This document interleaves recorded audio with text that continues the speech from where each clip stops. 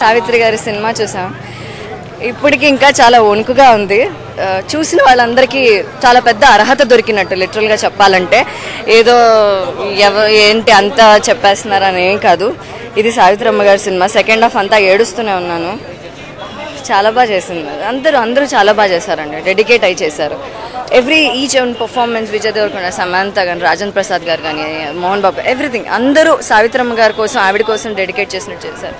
ఈ జనరేషన్లో ఈ మూవీ రావాలి, వచ్చింది. I'm happy. యా. అప్పుడు సినిమాలకి ఇప్పుడు సినిమాలకి తేడా ఏమీ లేదు. బయట జరుగుతున్న సిచ్యువేషన్స్ బట్టి మన సిచ్యువేషన్స్ మారుతూ ఉన్నాయి అంతేగాని అప్పటి డెడికేషన్ అలా ఉంది, ఇప్పుడు డెడికేషన్ అలా ఉంది. టెక్నాలజీ అంతే మారింది. అప్పుడు బుక్లో రాసుకునే వాళ్ళు ఇప్పుడు ల్యాప్టాప్లో రాసుకుంటున్నాం, కానీ ది అప్రోచ్, ది సోల్ అలాగే ఉంటుంది. చక్కగా చేశారు. చాలా హోంవర్క్ చేశారు. వాళ్ళు మేకింగ్ అవన్నీ తెలిసిన వాళ్ళ ఇంటర్వ్యూస్ చూసినా కూడా ఇంత డెడికేట్ చేశారా అన్నది.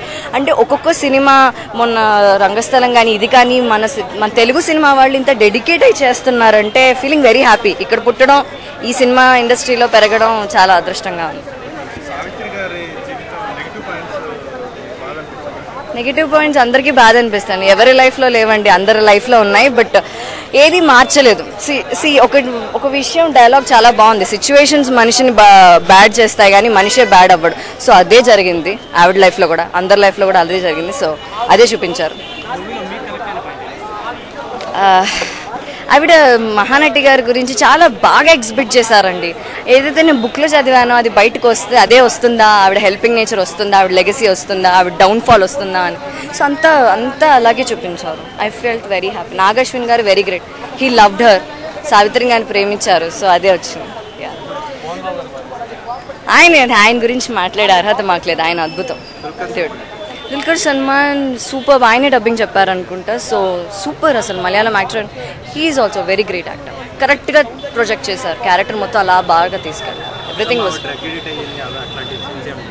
డ్రగ్ అడిక్ట్లకి జస్ట్ ఆల్కహాల్ది చూపించారు. ఏది ఉండే అదే చూపించారండి. లిటరలీ అదే చూపించారు. అంతే. Thank you. యా. ఈ వీడియోపై మీ విలువైన కామెంట్స్ ని మాతో షేర్ చేసుకోండి. అండ్ ఇంకో విషయం, సబ్స్క్రైబ్ చేయడం మర్చిపోకండి.